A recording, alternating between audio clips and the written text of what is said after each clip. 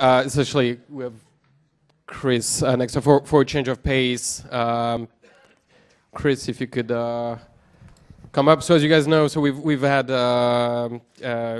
mostly startups presenting here, but we have occasionally VCs. We've had Roger from IA Ventures, Ping Li from Excel, Fred Wilson. Bunch of other people, and we were very excited to have you because you are both. You have a very interesting background, both as an operator, most recently CEO of Vertica, prior to the acquisition by HP, and as a VC, as a partner at Atlas. And by the way, I think I was just looking. I think we featured 4 of your companies at this event: Recorded Future, Newtonian, Squirrel, and Adapt. You just need Data Robot. Yes, would love to. Next up. So we're gonna chat for 10-15 minutes, and then we're gonna be opening up to people for questions. So I'd love to cover both. I'd love to cover your story as an operator and what you learned there, and then we'll switch to the VC part. But maybe, and I know you've done a bunch of interesting things before, but let's focus on Vertica, maybe for purposes of this audience. Let's start with the product. What is it, and what does it do, and how is it positioned at the beginning? Well, first of all, thanks for inviting me, and thanks for bringing all those companies in. And I appreciate everyone being here on a beautiful night in New York. So Vertica was the first new database in almost 30 years. It was born out of work by Sam Madden, who was the professor, and Daniel Abadi, who was the PhD student. It's a columnar database, and I joined the company as a CEO probably about 4 years into its history. I'm not a database or tech guy or really data scientist, so as I was letting my friends know over here, I'm a sales and marketing business entrepreneur. But I understand the basic things. What I learned in the time that I was at Vertica was, one is that Vertica had great technology, passionate engineers, but they couldn't communicate their message to a broader constituency than the data scientists or the database people. And the challenge with that as a business person or as a venture capitalist is that there's just not enough of those people out in the market to make big businesses. So my job is to figure out how I simplify the message so it scales, how I simplify the technology so the broadest number of people can absorb it and get value of it. So when I joined the company, it was about Mike Stonebreaker and MIT and a columnar database, which, frankly, when I joined the company, I didn't really understand, which maybe was a byproduct of, the output of that was that I had to distill it into something I could understand so I could sell it. So I pushed the engineering team to really understand what the essence of, why did that matter? Why do I give a shit about a column store? Well, what it turned out is that it was faster, and it was particularly in the area of analytics. You could get lots of data in, and you could get actionable insight from that. Meaning, it wasn't real time in the sense of the technical sense that you techies would think real time. It was real time in the sense that it was in time to make decisions that made or saved money for companies. So we re-messaged the company around being a real-time database, and then what that meant for retail, for life science, for whatever, and scaled the message, got a lot of customers, got revenues, and ultimately sold the company. And it was a good outcome for the investors, the employees, and I think for HP. What I learned is that at the end of the day, after selling it, looking back on it, I would have rather have been Zynga, which was one of our biggest customers, who had a $14 billion outcome. We sold the company for about $400 million. Zynga had about a $14 billion outcome selling virtual stuff, meaning stuff that didn't exist. And when I learned about Zynga as our largest customer, which made me very nervous because I didn't know anything about gaming or anything in that world, and I'm thinking, okay, our largest customer is a company that actually doesn't sell real stuff. Well, what it turned out is that Zynga is really an analytics company masquerading as a gaming company. And I would have rather been Zynga, who most of what they were able to do with analytics, identifying mavens and monetizing that, was done using our real-time database. But because we didn't build an application that touched the user, we built a platform that people use to touch the user, we were disintermediated in a big way. So that was the first thing I learned. So I would have rather been Zynga. The second company I would have rather been was Tableau. I would go see customers that would rave to me about how great Tableau is, and they would show me all the cool shit you can do with Tableau, and I'm like, wait a minute, that's the simple stuff. All the magic's happening in Vertica, but they didn't see that because they touched Tableau. So the second sort of lesson and thing I learned is that you don't want to be disintermediated. If you're a technology company, you're an application company, the further you can move up the stack, the closer you can get to the customer, the more opportunity there is for monetization, the more opportunity there is for value. And it doesn't really matter if you're a database company or a big data company or an analytics company, right? The name of the game is to get to the customer and connect directly the value that they get or they can get from your product. And if you don't do that, everybody in the middle and that's on top of you is going to do better. So that's what I learned in my year at Vertica. Yeah, that's fascinating. And so, in this world of big data science, which in many ways is still emerging, and especially when you're a VC looking at early stage stuff, you see a lot of highly intelligent people with great academic backgrounds building very advanced technology. And very much to your point, how do you separate the science projects from something that has a potential to become a product that solves customer problems? Yep. So I think for me, and I spent 30 years as an entrepreneur and 2 years as a VC, so I'm probably going to be a terrible VC, but it's just too early to have evidence of that. You can hide for many years. But what I can tell you is that from my perspective, I do have a thesis around, so let's stick to big data. And it's, I think, the three things that are interesting to me. One, I think big data can be transformational if you can truly democratize the data, and, which I don't think everybody here buys into, but I'm going to say it anyway, for me, if you can take the power of analytics and drive it from the 1%ers, and I would consider the people that we've heard speak before me as 1%ers, if you can take it from the 1%ers and drive it to the dummies like me. So when you can put the power of analytics and insight, into your phone there, and a guy like me can do the push here dummy button, that's when big data can be transformational. So I look for companies that are solving the scale issue, which is an obvious one, and I think that's sort of a never-ending battle, but I think it's manageable today, but it'll continue to be a challenge. I look for people that are solving the security problem, because I don't think people think about that. When you think about the concept of big data, let's say technically the systems scale so that you can put all the data in one place so you can really learn something. It's like if you think about all the banks in New York, if all the money went in one spot, right, that would make it an interesting target to break into that bank, right, a tempting target. Well, big data is no different. When you get all that data together, when you get all that insight from it, you have to protect it, whether it's from business espionage or terrorist activity. More data, more insight aggregated in one place requires more security, right? As individuals, I think we're going to evolve to have enough sophistication that we own our digital footprint and that we opt in to the economics of the value of that. So I talked about that Zynga Maven, right? They would give the Mavens all the funny tools because they knew for everyone they gave them that they used, they'd sell X amount in their network of people. Well, I think ultimately, if you're a customer at Bank of America, what you buy ultimately can be monetized, right? Because who's better to sell bank instruments than a friend? If I tell you, hey, I'm using this Uber checking account, or I took my car loan from these guys and they're just great, that's the most effective sale you can have. But today, clever companies monetize it.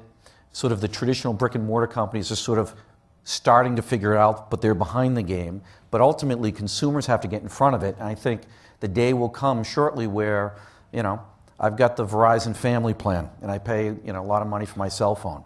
and they use my information, my family's information, they monetize that. I think the day will come that if Verizon and others don't offer me a deal to say, hey, Chris, if the Lynch family wants to let us use your data, we'll give you free phone service. And I'd probably opt into that and let them do that.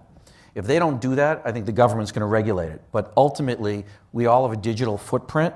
It is value. And today, we don't participate in a big way in that value. I think we will. But a lot of the instrumentation around that monetization has to do with security. So scale, security, and to me, as I mentioned before, what's really going to transform big data analytics is simplicity, when you make it simple. So I'm looking for companies that solve that problem in a number of ways. They can move up the stack, and they can deliver the power of analytics in traditional legacy applications, so I don't know that Oz is behind the curtain. I don't have to. I just want to know I'm getting better, faster answers to do whatever it is I want to do. So that's one way you can deal with that ease of use problem.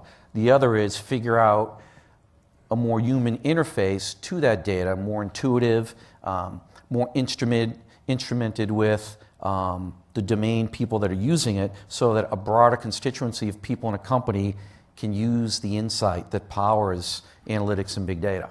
So I look for those things. Okay, terrific. And conversely, what do you think is sort of overhyped or overcrowded? If I'm an entrepreneur in this room and I'm thinking, I have the technical chops and I'm thinking of starting a company, what should I probably not do? Yeah, don't start another NoSQL database.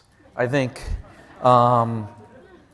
in the big data space, and it's not that there's going to be somebody there that's going to come out with that faster mousetrap, but by and large, I would tell you that if you're thinking about a new platform, don't waste your time.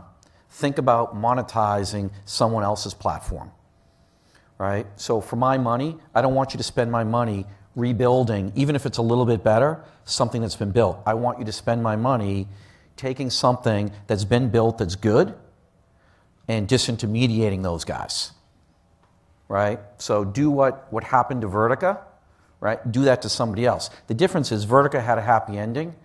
If you're coming out as a Vertica today, you're not going to have a happy ending. So I would not be a platform. I think we got out at the right time. And if you noticed, all the companies did, right? All the next-gen data, all got out in that year, right?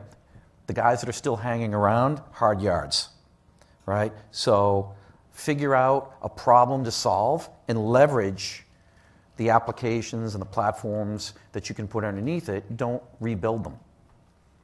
So to me, you asked a question about, science projects, and so I'm not interested in science projects. I'm not a scientist. I'm a capitalist, right?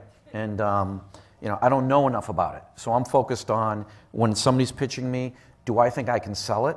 Do I think that I can articulate how you're going to make or save money? So start with the punchline and work back. And yeah, you need to have a barrier to entry, and it's going to be unique so that your value proposition is compelling and unique. But it starts with, what's the problem you're solving? People come to me, with science projects all the time, and they're bright people. I try to team them with business people that are going to think about, okay, this is how you could take that technology and do something interesting for a constituency of people. That actually semi-answers the question I was about to ask. So because you have this slightly different angle of being less, focused on the purely technical, what kind of teams do you like? At a very practical level, like somebody wants to come to you and pitch, what do they look like as a team in terms of core capabilities? Sure.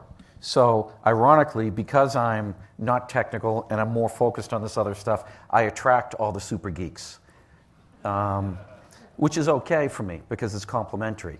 But I'd say I zoom out, and for me, partly because I'm not technical and just partly my nature in being in this business for 30 years, I always over-index on people. So for me, I'm looking for courage, character, conviction, somebody with a soul. Because, I've lived it, I've built companies. I know that, and it's probably controversial with the Facebook generation, or these people that have watched too many reruns of The Social Network, or they're recent graduates of Techstars, where you can be an entrepreneur in 6 weeks. It doesn't happen that way. It takes 6, 10 years. It's a marathon. and it's a tremendous amount of sacrifice, and you don't do it for money, you don't do it to be, you know, on TV or run around in wine parties like this. You do it because you have to do it, because you wake up and you can't go work at Bloomberg or IBM. You have to go build stuff with people. And those are the people I look for.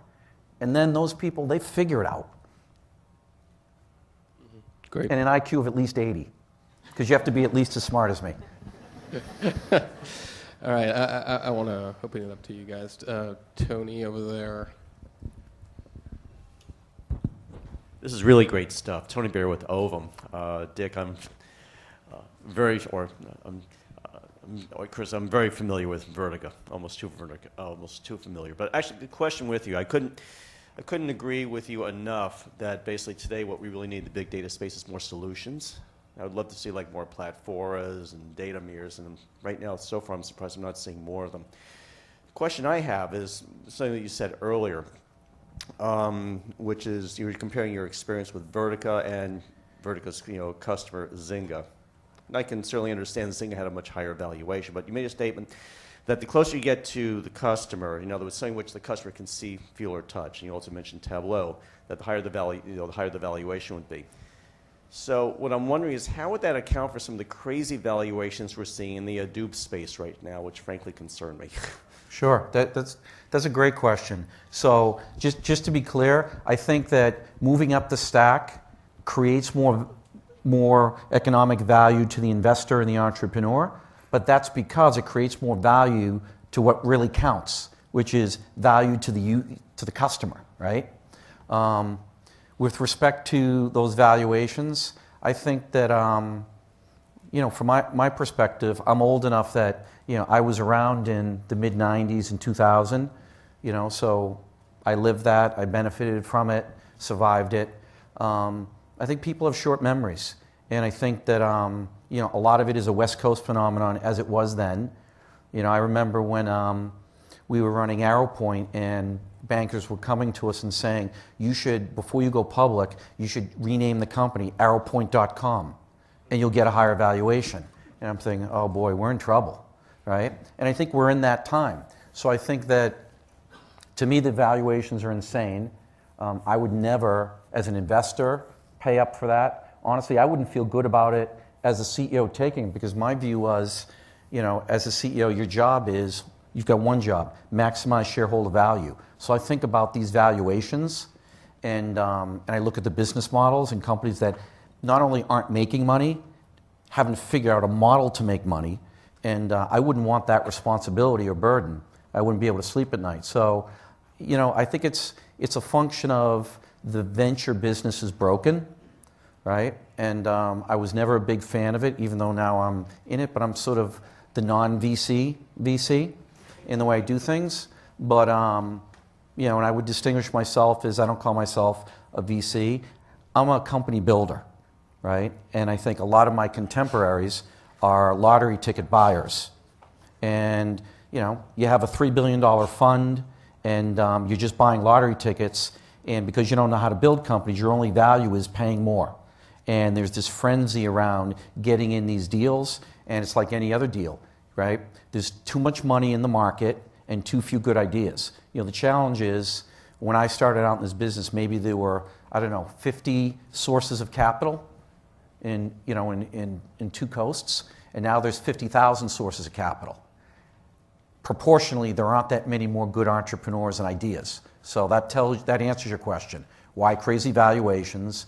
And, I think that, in my view, that a lot of, there's going to be a lot of, broken hearts and tears are going to fall, because I don't think that those valuations are warranted, are sustainable, and that's too bad. But I also know that building innovative, good companies, there's always going to be a market for them, and those companies will continue through, this hype cycle. And I've heard the term hype used as related to big data. I don't think there's a hype cycle around big data. Big data is absolutely for real, right? It's not hype, right? You think about it. Anything with an on-off switch is generating data today. That's a fact, right? So those numbers don't lie. Now, how we create value from that, utility from it, and cure cancer and, you know, do real shit with, that's a different story. But that's the story, and that's just, you know, that's promise unfulfilled. That's not hype. The hype is, you know, people that have watched too many reruns of The Social Network that go through an accelerator for 6 weeks, right? And, you know, a bunch of, you know, VCs fill a room like this that are too lazy to go find deals and work deals and build companies, right, that buy those lottery tickets, and that's where you get those valuations. Lazy VCs, too much money, too few good ideas, not enough real entrepreneurs equals, you know, an overinflated market. But that stuff, it'll get cleared up, right? I mean, it's economic Darwinism, so, you know, it'll happen, and then, you know, and then the real people will still be be around, and they'll keep building companies because that's what they do. And those other people will be quants on Wall Street. Good. Time for one more.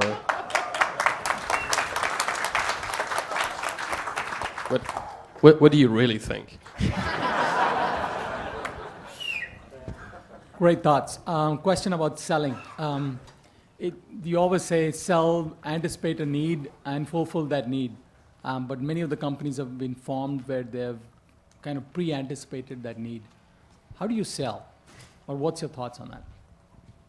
If you're building an emerging technology company, you're asking? So most of my career has been spent working with really smart people that have obtuse ideas that we have to refine. So I'll give you sort of an example. I think it's the right collaborations and being intellectually honest, right? So at ArrowPoint, my partner was this gentleman, Cheng Wu, who was just a brilliant entrepreneur, technologist. He's truly a person that, you know, they talk about, you know, why was Wayne Gretzky such a great hockey player? Because he physically didn't have the same gifts. He wasn't as big or as fast, but he knew where the puck was going to be. Cheng Wu is a person that always knew where technology was going to be. We started a company in 1996 called ArrowPoint, which was a web switch, okay, before anybody was using the web. And it started out on a white paper that he wrote called A Content Smart Internet. And I read it about 10 times and I didn't understand it. But when I met him, he was so passionate. He's shorter than me, a small Taiwanese dude. And when he started, and very quiet, when he started telling me about A Content Smart Internet, I didn't understand a word he was saying, but he turned from, I forget the guy's name, in the Incredible Hulk. What's the Hulk's name when he's... David Banner? So he was David Banner, and he turned into the Incredible Hulk right at the dinner. And I'm like, holy shit, there's something about this guy. And I went with him, and then I joined the company. I'm like, Cheng, what the fuck is this Content Smart Internet? How do I sell it? I don't know, like, what it is. How do I take it to somebody, tell them what it is, why should they buy it? And he couldn't tell me. So we used to sit, we had like an old Victorian house that we worked out of. And we used to meet every other night, and we'd stay there until, 1, 2 in the morning. Every night. We did it for probably on and off for 6 months, trying to distill it. And, finally I said, you know what, Cheng, you're too smart. And sort of my thesis of, you know what, we need monkeys like me to sell it and monkeys to buy it. Because there's not enough of guys like you, there's plenty of monkeys. So I said, we're going to take something old, a switch, and something new, the web, and that's what it is. It's a web switch. And now we're going to give it 12 attributes and say, this is what a web switch is, right? We're going to say why you need it, and if you don't have these 12 things, you don't have a web switch. And that's how we did it. So there was no sophistication. We just forced ourselves to look at the world, not as we wanted it to be or as he wanted it to be, but as it was. And we focused on what issues were happening. At the end of the day, it was a load balancer, right? That's what it was, right? But, we made a lot of money selling web switches, but the essence of it was a content smart internet. So it evolves, but I think to answer your question succinctly, what it takes is your acceptance that, you know what, if you understand and cannot convey what you understand, then you don't really understand, and not in a way that matters. And a lot of technical entrepreneurs, they just think, okay, you don't understand, then you're stupid. I'm right, you're wrong, and you're stupid. And that's okay, but you're not going to make any money that way. And no one's going to buy it, because no one's going to buy anything that makes them feel stupid. On that note. All right. Thank you. This was terrific. And you're going to be around as well, right? Yeah, sure. I'll be around. Okay.